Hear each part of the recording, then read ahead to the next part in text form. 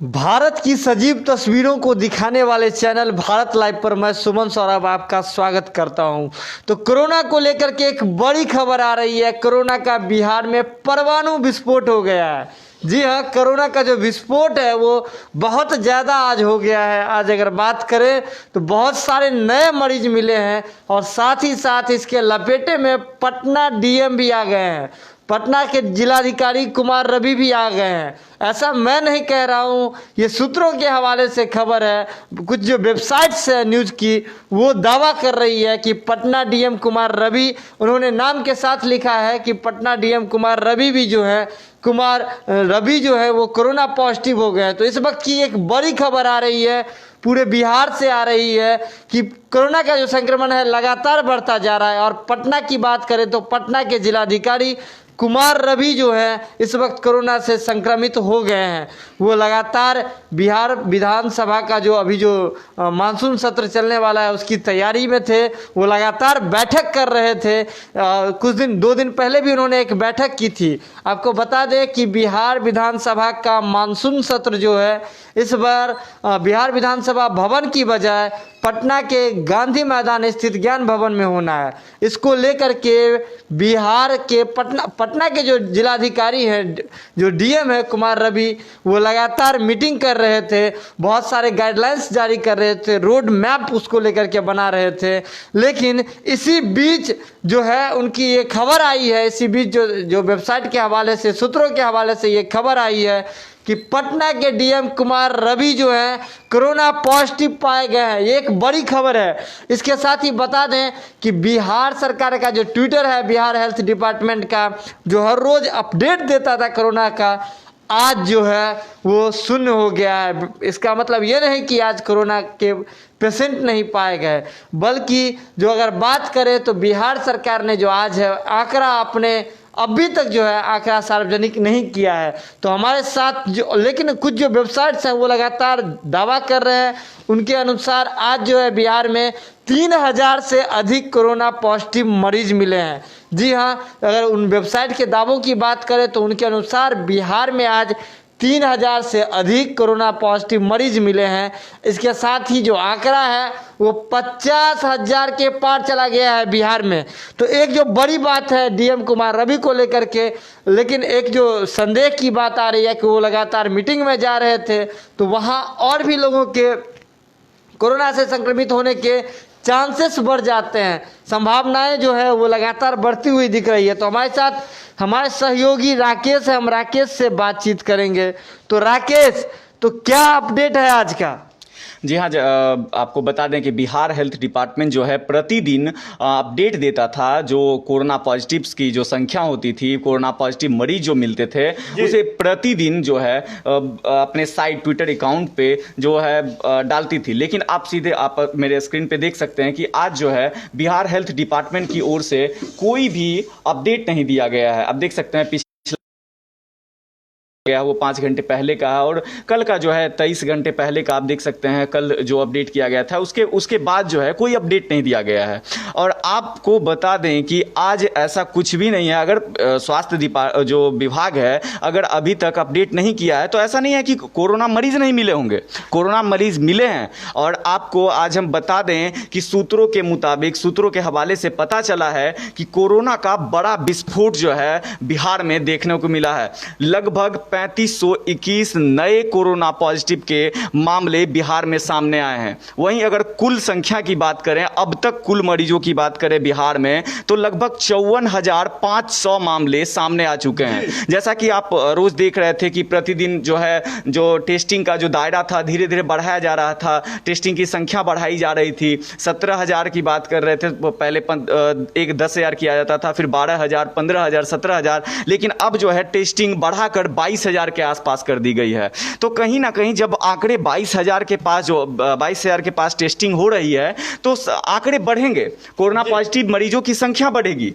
अगर हम पिछले दिनों की बात करें तो पिछले दिन 31 तारीख को लगभग 2986 मामले मिले थे। वहीं 30 की बात करें, 30 जुलाई की बात करें तो 2082 मामले मिले थे। वहीं 29 की बात करें तो 2328 मामले मिले थे। और आज की अगर हम बात करें तो सूत्रों के हवाले से जो हमें अभी जानकारी मिली है है उसके मुताबिक 3521 नए कोरोना पॉजिटिव के मामले सामने आए हैं। वहीं पटना के डीएम कुमार रवि हैं, जो उनकी भी कोरोना रिपोर्ट जो है पॉजिटिव पाई गई है। और आपने पहले बताया कि वो लगातार जो है लोगों से मिल रहे थे, बैठक कर रहे थे, तो कहीं ना कहीं अन्य लोग जो उनके संपर्क में आए उनको भी कोरोना पॉजिटिव होने की संभावना हो सकती है। जी।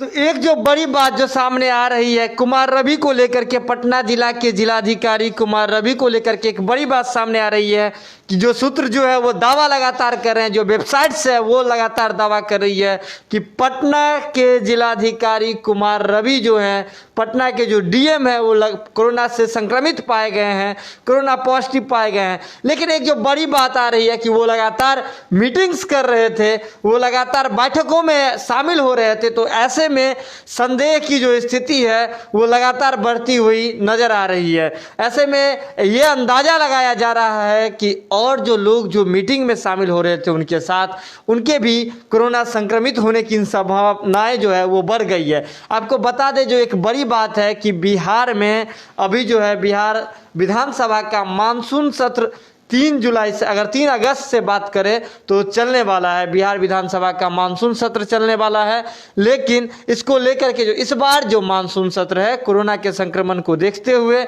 इस बार का जो मानसून सत्र है आपको बिहार विधानसभा भवन में नहीं होकर के बिहार के जो है जो बहुचर्चित पटना के गांधी मैदान स्थित ज्ञान भवन में होना है। तो इसको लेकर के जो है डीएम कुमार रवि पटना जिला की यातायात व्यवस्था को लेकर के बहुत सारे निर्देश दे रहे थे, रोड मैप को लेकर के दे रहे थे, ट्रैफिक के नियमों को लेकर के दे रहे थे। उस दौरान वैकल्पिक जो मार्ग है उसको लेकर के अंदाजा लगाया जा रहा था। और अगर बात करें तो आम लोगों को इस दौरान कोई दिक्कत नहीं हो, इस बात को लेकर के बहुत सारे जो गाइडलाइंस है वो लगातार बैठकों के बाद दिए जा रहे थे। जब हमारी टीम, जब मैं भी आपको ज्ञान भवन की तरफ विजिट किया था तो वहाँ लगातार मैं देख रहा था कि डीएम कुमार रवि और जो हैं आपको बहुत सारे जो अधिकारी हैं पटना जिला के, वो लगातार ज्ञान भवन को विजिट कर रहे थे। तो इस समय में, ऐसे काल में जब बैठकों का दौर लगातार जारी है, ऐसे में डीएम कुमार रवि का कोरोना पॉजिटिव होना एक बड़ी बात जो है वो सामने निकल के आ रही है। तो कोरोना के मामलों की अगर बात करें तो अभी जो है जब प्रधान सचिव बदले जा चुके हैं स्वास्थ्य विभाग के, इसके बाद जो ये स्थिति हो रही है, कल हमने खबरें दिखाई थी कि जो पहले जो 1 दिन की रिपोर्ट 2 दिन में आ रही थी, वो नए अगर बात करें जो स्वास्थ्य विभाग के जो प्रधान सचिव बदले गए हैं, प्रत्यय अमृत जी आए हैं, उसके बाद से ये स्थिति में सुधार हुआ था। 1 दिन का जो रिपोर्ट है वो 1 ही दिन में आ रहा था, कल विधिवत आया, 1 ही दिन में आ गया सारा रिपोर्ट, जिसमें 2000 के करीब मामलों की जो बात आ रही थी वो 2000 के करीब लोग कोरोना संक्रमित पाए गए थे। लेकिन आज जो है बिहार सरकार के जो स्वास्थ्य विभाग का जो ट्विटर अकाउंट है, वहाँ से जो रिपोर्ट है आज के कोरोना संक्रमित लोगों की वो गायब दिख रही है। अभी तक कोई अपडेट नहीं दिया गया, लेकिन अन्य जो सूत्र हैं हमारे, उससे ये खबर आ रही है कि कुल पूरे बिहार में आज 3500 से अधिक लोग पॉजिटिव पाए गए हैं। तो ये बड़ा विस्फोट है। हमने पहले भी आपको कहा था, एक परमाणु विस्फोट वाली बात कही थी।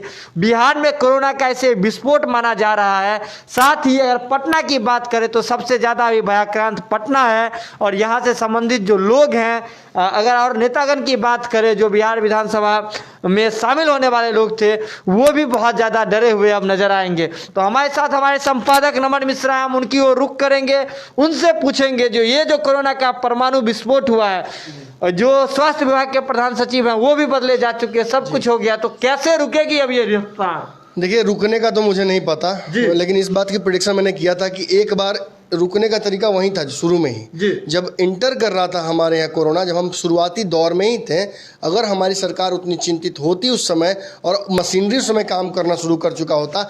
आप लोग बदल रहे हैं, प्रत्यय अमृत को ला रहे हैं, कभी डीएम रवि दौड़ रहे हैं, कभी कोई और है, स्वास्थ्य विभाग के सचिवों को बदला जा रहा है। इससे नहीं होगा। लोगों में कमी नहीं है, ये पूरी इंफ्रास्ट्रक्चर जो आपकी है वो ध्वस्त है। आपने तैयारी ही नहीं है इतने बड़े आपदा की।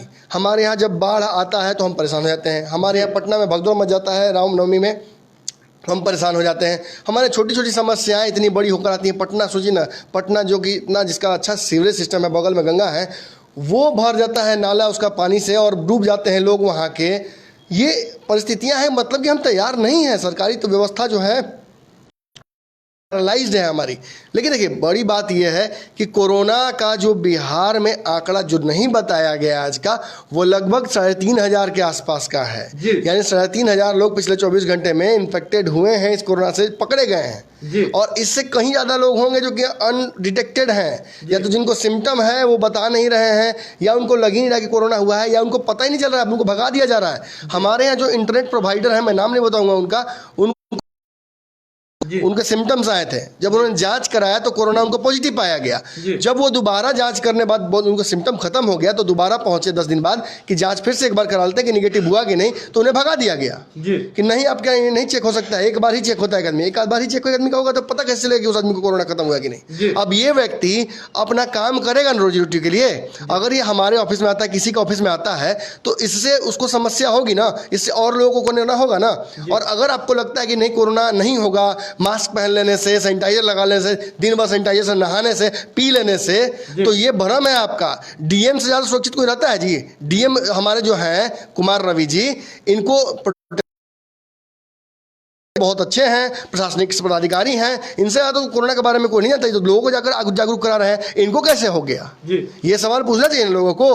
खैर हमारे विपक्ष भी थोड़ा सा स्थिर सा है। विपक्ष ने देखिए एक बड़ी बात यह है कि विपक्ष के जो नेता हैं बिहार के कांग्रेस के अध्यक्ष, उनकी एक प्रेस रिलीज हमारे पास आई है जिसमें उन्होंने सीधे तौर पर मुख्य चुनाव आयुक्त को एक लेटर लिखा है और उसमें कुछ मांगे की हैं, कुछ बिंदु दिए हैं और कुछ मांग की हैं। ये बहुत जरूरी है सुनना बिहार के सभी लोगों के लिए, सुन लीजिए। इसमें बाकी सब चीज़ों को मैं छोड़ रहा हूँ और सीधे मैं उस जगह पहुँच रहा हूँ जहाँ बहुत जरूरी है। ये कहते हैं विश्व स्वास्थ्य संगठन का कहना है कि अक्टूबर नवंबर में कोरोना अपने उफान पर होगा। मार्च से लेकर अब तक सैकड़ों लोग बिहार में इस बीमारी के काल कवलित हो चुके हैं। कोरोना ने हर सहित अधिकांश राजनीतिक दलों में कार्यालयों पर ताला जड़ा हुआ है। सर्वाधिक सुरक्षित मुख्यमंत्री आवास, राजभवन, उप मुख्यमंत्री का कार्यालय, पुलिस लाइन आदि जगहों पर कोरोना की महामारी जबरदस्त दस्तक दे चुकी है। अन्य राजनीतिक दलों और प्रशासनिक अधिकारियों तथा सिविल सर्जन, चिकित्सक, अन्य स्वास्थ्यकर्मी सभी इस कोरोना की चपेट में हैं। शिक्षकों पर भी कोरोना का जबरदस्त मार है। भागलपुर में भी आयुक्त, जिलाधिकारी, उप विकास आयुक्त और भोजपुर के जिलाध्यक्ष, ये सारे लोग पॉजिटिव पाए जा चुके हैं। पटना में सिविल सर्जन भी इसके चपेट में आए, जिनकी मौत भी हो गई। इसके अलावा पुलिस महानिरीक्षक स्तर के अधिकारी, भोजपुर के आरक्षी अधीक्षक सहित पुलिस के बड़े अधिकारी कोरोना पॉजिटिव हो आ चुके हैं। चुनाव लोकतंत्र का आधार स्तंभ है, चुनाव होना चाहिए, लेकिन चुनाव के विरोध में हम भी नहीं है ये कह रहे हैं। लेकिन इस परिस्थिति में चुनाव कराना कितना निष्पक्ष होगा यह बताइए आप। अतः कांग्रेस पार्टी चुनाव आयोग का ध्यान निम्नांकित बिंदुओं को आकर्षित करना चाहती है, जिनमें से उन्हें 10 बिंदु दिए हैं। पहला सवाल पूछा उन्होंने बेसिकली, क्या चुनाव आयोग इस बात से सहमत है कि बिहार की स्थिति अभी चुनाव कराने लायक है? दूसरा सवाल है, चुनाव में जनसंपर्क आवश्यक है। क्या चुनाव आयोग इस बात की सुनिश्चित कर पाएगा कि सभी दलों को समान एवं निष्पक्ष रूप से अवसर मिलेगा? सभी उम्मीदवार समान रूप से सुरक्षित होकर जनसंपर्क कर पाएंगे? क्या व्यवस्था ऐसी की जाएगी? ये सवाल है। तीसरा सवाल लेगी, जब भी कोरोना का प्रकोप अपने चरम पर होगा उस समय चुनाव होंगे और उस समय जनता को घर से कौन निकाल कर लाएगा बाहर? क्या सुरक्षा के उसको इंतजाम किए जाएंगे? चौथा सवाल इनका है, अगर चुनाव प्रक्रिया के दौरान कोई मतदाता कोरोना ग्रसित हो जाता है तो उसकी जिम्मेवारी किसकी होगी? एक बूथ पर अधिकतम कितने मतदाता होंगे जिनको वोट दिया जाएगा? इसका पैमाना क्या होगा? उसे रखने में किस मात्रा पर, किस आधार पर इसे रखा जाएगा? जातिगत आधार पर, वहाँ के लोगों के आधार पर कैसे होगा? ये बताइए आप।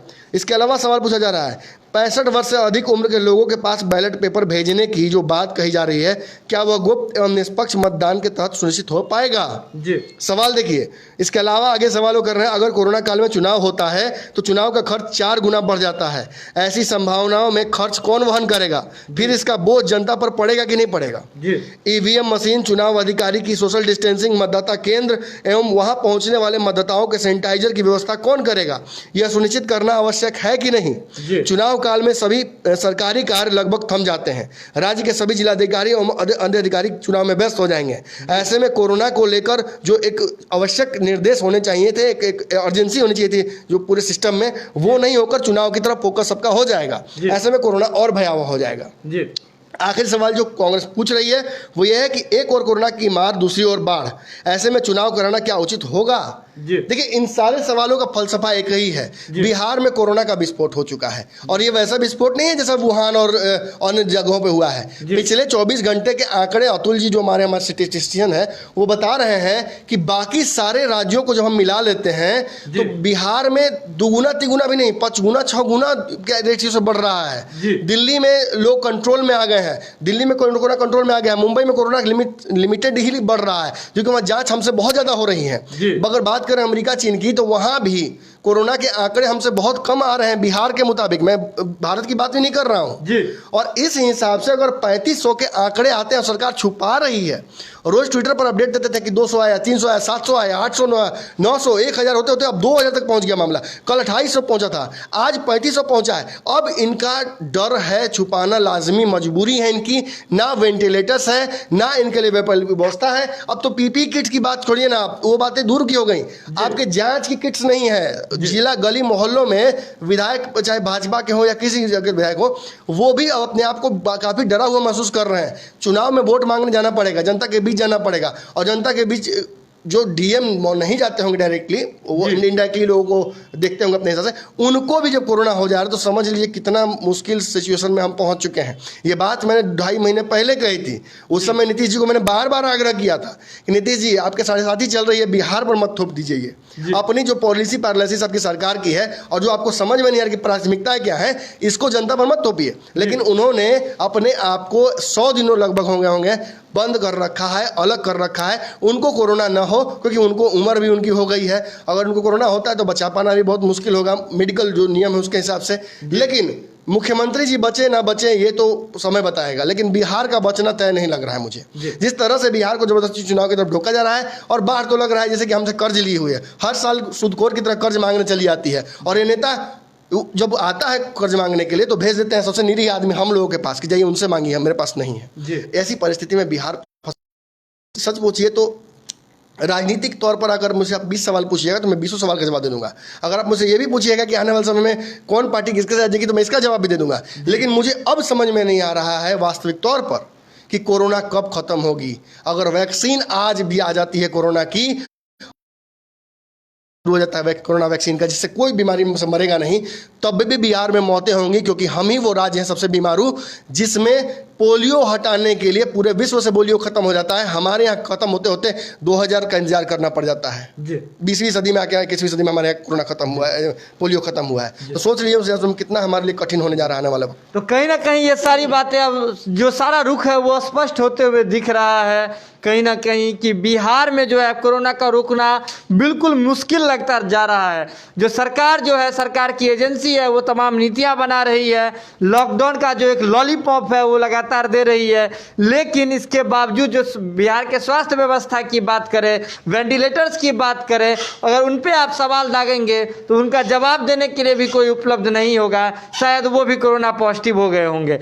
लेकिन अगर बात करें सरकार की ओर से जो लोग हैं वो क्वारंटाइन होते हुए दिख रहे हैं, अगर बात करें आप इधर डीएम कुमार रवि की तो वो भी क्वारंटाइन होते हुए दिख रहे हैं।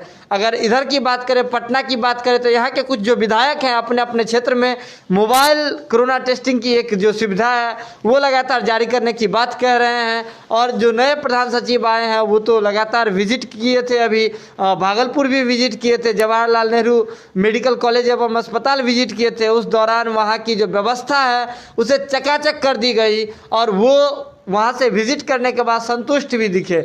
लेकिन बिहार की जो अस्पताल हैं बिहार के, उसकी क्या स्थिति है, कोरोना सेंटर की क्या स्थिति है, ये बात किसी से अब छुपी हुई नहीं है। और शायद सरकार कोरोना की स्थिति जो लगातार विस्फोट होते जा रही है उसको शायद इन्हीं मंसूबों के साथ छुपाना चाहती है। तो सारी खबरें आप देख रहे हैं भारत लाइव पर, खबरों का सिलसिला बिना रुके हुए लगातार जारी है। तो आप देखते रहिए भारत लाइव। तब तक के लिए नमस्कार।